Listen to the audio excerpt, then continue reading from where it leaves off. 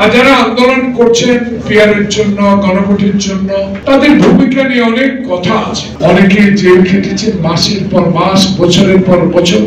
কিছুদিন যাবৎ শুনলাম পিয়ার পদ্ধতিতে নির্বাচন দিতে হবে, কিছুদিন শুনলাম গণভোট আগে দিতে হবে। নানা অজুহাত ধরে নির্বাচনকে একটা ব্যাহত করার চেষ্টা চলছে।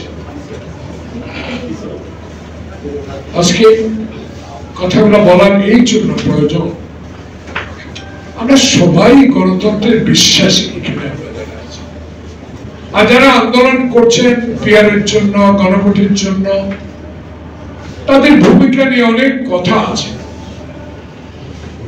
তাদের নিয়ে অনেক কথা বলার আছে। সেগুলো যদি তুলে ধরা হয়, বলা হয়, তখনই তারা নানা রকম মুক্তি করে। এসব মুক্তির তর্কে জড়িয়ে পড়লে দেশে যে নির্বাচন হবে, সে নির্বাচন ব্যাহত হতে পারে বলেই যারা আমরা প্রকৃত গণতন্ত্রের পক্ষের শক্তি, যারা বিগত 16 বছরের তারেক রহমান, খালেদা জিয়ার নেতৃত্বে বাংলাদেশের গণতন্ত্র প্রতিষ্ঠার আন্দোলনকে, জুলাই আগস্ট বিপ্লবকে সমর্থন দিয়ে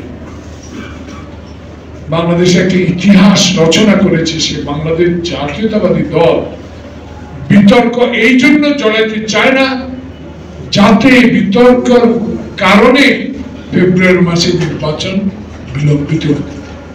তাই অনেক কিছু সহ্য করে যাচ্ছে, একটি মাত্র কারণ, অনেক মায়ের বুক আমরা খালি করেছি, অনেক ভাইয়ের রক্তে রঞ্জিত হয়েছে রাজপথ, অনেক মায়ের সন্তান গুম হয়েছে, অনেকে জেল খেটেছেন মাসের পর মাস, বছরের পর বছর, অনেকেই হাজার শত লক্ষ মামলা মাথা নিয়ে এক জেলা থেকে অন্য জেলা গিয়ে রিক্সা চালিয়ে জীবন যাপন করেছে। এসব দিকে বিবেচনা করে তারেক রহমানের নির্দেশ মোতাবেক বাংলাদেশে আমরা এখনো একটি শান্তিপূর্ণ নির্বাচনের জন্য ধৈর্য ধরে বসে আছি।